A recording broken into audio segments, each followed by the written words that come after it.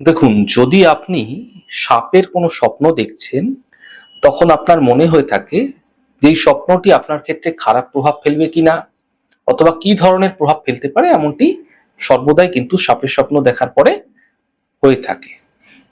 মন ভারাক্রান্ত হয়ে থাকে, মনে হয় যেন কি একটা নেগেটিভ হয়ে যাবে আমার সঙ্গে। কিন্তু সর্বদা সাপের স্বপ্ন খারাপ হয় না এবং সর্বদা সাপের স্বপ্ন ভালোও হয় না।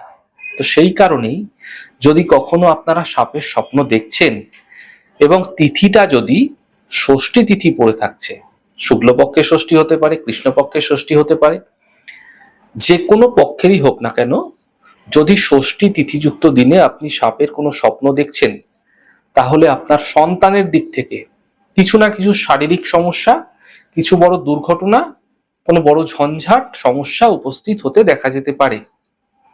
সুতরাং ষষ্ঠী তিথিযুক্ত দিনে সাপের স্বপ্ন দেখার পরে সেখান থেকে বেরিয়ে আসার জন্য পরপর 7টি পঞ্চমী তিথিযুক্ত দিনে নাগ দেবতার পুজো করুন, অথবা কোনো মনসা মন্দিরে দুধ কলা দিয়ে পুজো দিন।